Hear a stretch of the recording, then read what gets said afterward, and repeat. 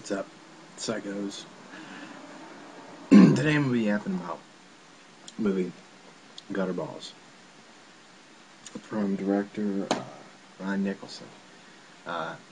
He also did the movie Live Feed, and a film before that called Torched, which was in '04. I haven't seen that one. It's like it's only like 40 minutes long, but you can get it from their website, plotdiggerfilms.com. Just released recently, and apparently you can also request it to be autographed if you want. Now, Live Feed was out around the time of the torture films, which I'm not a huge fan of the torture films. I think they got played out. Saws, I can't stand most of those movies. Live Feed was a breath of fresh air for the torture films. Hostel and Saw and stuff like that, they claim to be this extreme hardcore horror. And I guess for a mainstream audience, they were, but you know, the people that have seen Cannibal Holocaust and Cannibal Ferox and you know, House on the Edge of the Park and films like that know that Hostel and Saw, that's not hardcore extreme horror. But this came out around that time, Live Feed, and it had some pretty hardcore extreme stuff in it. Probably one of the most inventive deaths I've ever seen.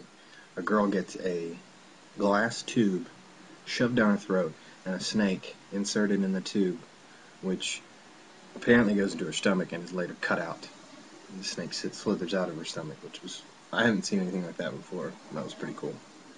But anyway, we're not talking about Live Feed today. We're talking about Gutterballs. Okay? Now, they don't specifically say or place this film in the 80s, but it's pretty obvious from the music, so the costumes and stuff, that this is probably taking place in the 80s. It's about two rival bowling ball teams that come to bowling alley after hours, and they say it's tournament play, but I've never known tournament play to be, one, after hours, and two, well, I don't really know much about bowling, but I would figure that tournament play would be during the day. But anyway, one of the team members is brutally gang raped, and they come back the next night to play their tournament after they get kicked out. And, well, there's someone stalking them. It's BBK, the bowling bag killer. That's right. He's got a bowling bag on his head. 2 eyes cut out. Bagginess is like, it's like pina colada. They wanted it to look like eyes and a mouth the way I didn't really see it, but I gotta say that I've known about this movie for a while, and I never picked it up. I don't really know why, but I'm 100% impressed. This has just about everything that I love in a movie. It's got extreme elements, it's got funny elements, it's got silly elements, it's got naked girls, it's just all around insane. Now, I had read some reviews on Amazon, and there were, you know, a lot of people liked it, some people hated it, loathed it, because of the brutality in it, because of the gang rape. And this happens probably within 10 minutes of the movie. 3 guys on 1 girl. And it is brutal. It is brutal. It's long. It reminds you of somewhat of I Spit on Your Grave.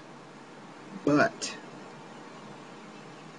to people that have seen extreme horror and have seen the hardcore stuff, there's something about the scene, and I'll tell you what it is. There's something about the scene that, as brutal as it is, and as nasty as it is, it doesn't hit you in that way that, you know, the rape scene in I Spit on Your Grave.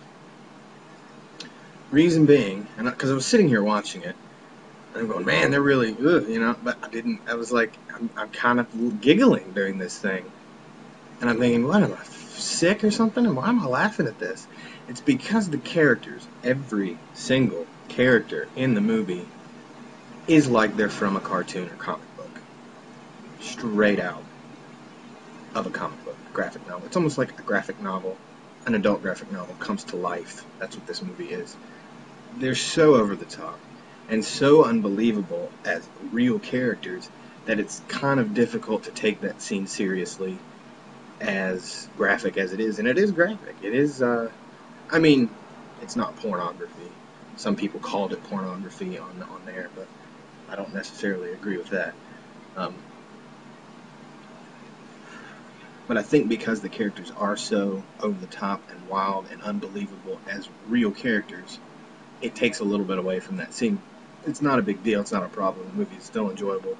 And I think it may have been a little less enjoyable if the characters weren't so crazy and over the top and goofy. I mean, you've got... What have we got in here? We've got preppy rapist. We've got jock rapist. We've got rapist that's probably gay. And then on the other side, the good guys, we've got your sluts. We've got your guy that they took, if you watch the commentary or the behind the scenes, they took the character, made him like Ducky from Pretty in Pink. Pretty in Pink, was it Pretty in Pink? 16 Candles? I don't know. Who's probably gay. Transvestite. My favorite character, the bowling alley attendant. It's just hilarious throughout the whole thing. But this thing, it's got it all, man. I mean, some of the goriest, nastiest stuff. Not spraying blood. Rivers of blood are in this thing. People, listen to his weapons alone. His weapons he uses, okay? In the beginning, you see him with 2 bowling pins that are cut, just the tops, and a chain, like nunchucks. Bowling pin nunchucks, which I don't remember seeing him use. A bowling pin just to bludgeon people with. And a bowling pin that he's cut the top off and sharpened, like a knife. So he's got a bowling pin stabbing utensil. People get killed via bowling ball waxers that talk. Come on, give me a break. This has got it all. Check this movie out if you haven't. It's a little late. It's been out for a while. And I'm going to be checking out and reviewing his latest, is it his latest movie? I think so. Hanger, which we'll get into that next time. But, oh, forgot.